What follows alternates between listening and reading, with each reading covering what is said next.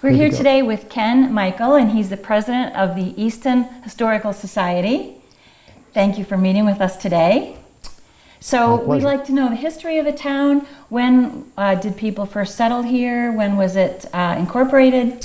Well, the town was incorporated in 1725, and as a matter of fact, our 300th anniversary is going to be in 2025. So there's currently a commission in place to organize all of the various events and celebrations for that anniversary. But before it was incorporated as a town, there were settlers here in the area. The Wampanoag Indian tribes were the original inhabitants of the general area. And then from its start in 1725, mainly a farming community. Okay. Later, with the advent of Mr. Oliver Ames, who started a blacksmith shop and later tool and other implements, which evolved into a shovel company, actually right behind us across this pond on the other side, a place called the Island.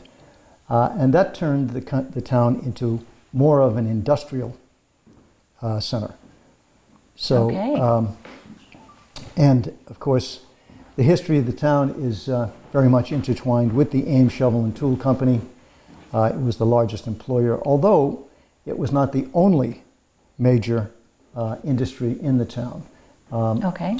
One of the other major industries was Poole Instruments, which made very, very fine instruments that were measuring types of devices. You know, everything from surveyors' equipment to compasses to thermometers, etc.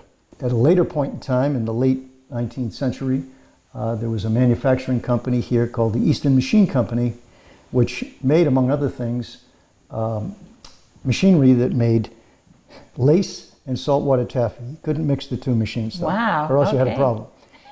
But then the Easton Machine Company also, under the auspices of Mr. Alfred Morse, became an automobile manufacturer, one of the first automobile manufacturers in the country. And they manufactured very high-priced automobiles from approximately 1901 through 1918. During most of that period of time, there were large farms here in town. There were a number of poultry farms here.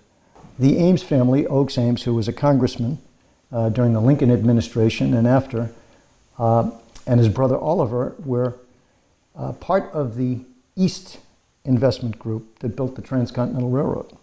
Okay. From east to west.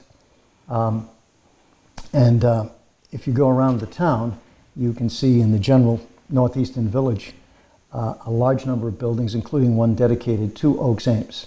And all of those buildings were were designed by Henry Hobson Richardson, H.H. Richardson, who is, well, most noted for Trinity Church in downtown Boston at Copley Square. So the Ames family had a very big imprint on the town.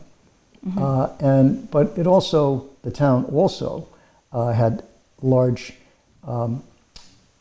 other large industrial types of things. The Belcher Malleable Foundry, for example, which is located up in what is called affectionately Furnace Village.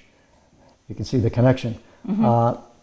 Which was here for a very long period of time. Mm-hmm. But those are some of the major industries that were here. And then, of course, you had doctors, lawyers, merchants of all kinds throughout the years. Right. The town, as of 1960, which I can quote fairly accurately, had a population of about 8,500 people. Okay. So you can see that over time, and if you go back probably another 60 years or so, it was probably half of that.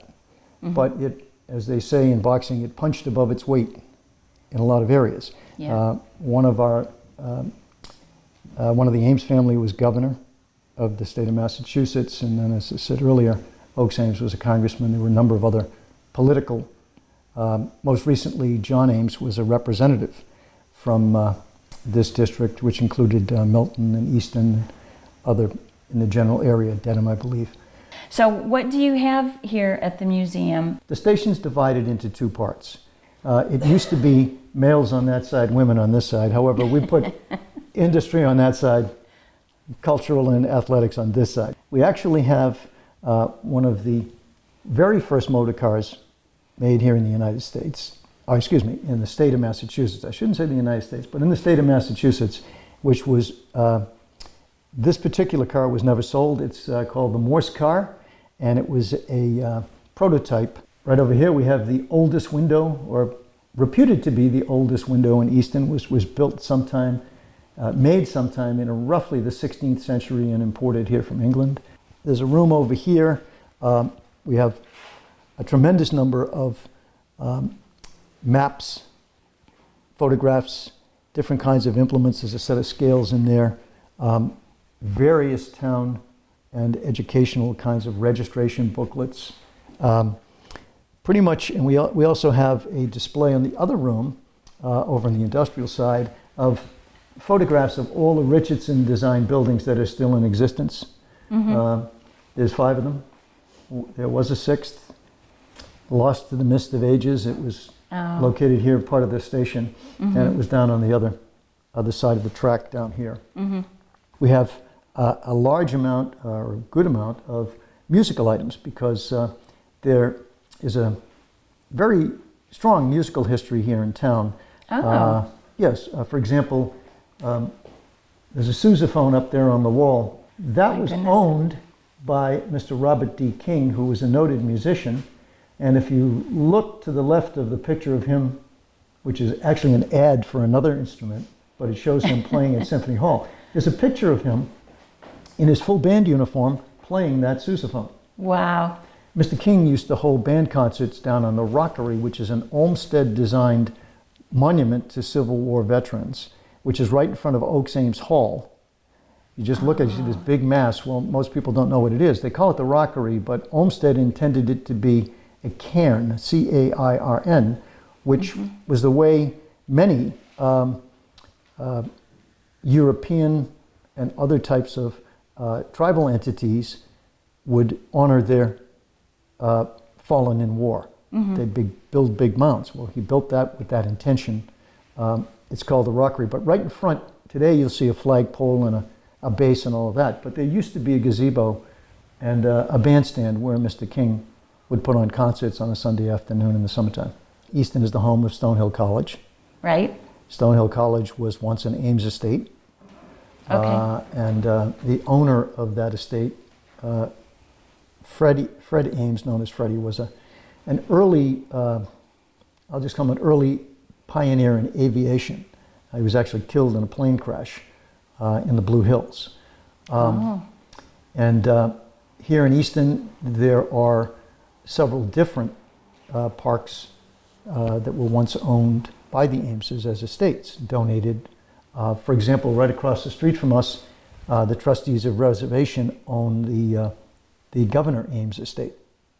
Okay. And that's actually, and then behind it and contiguous to it is the Langwater estate, which up until recently, Ames family members lived there. The last of the Ames family members who lived there passed away about a year or so ago.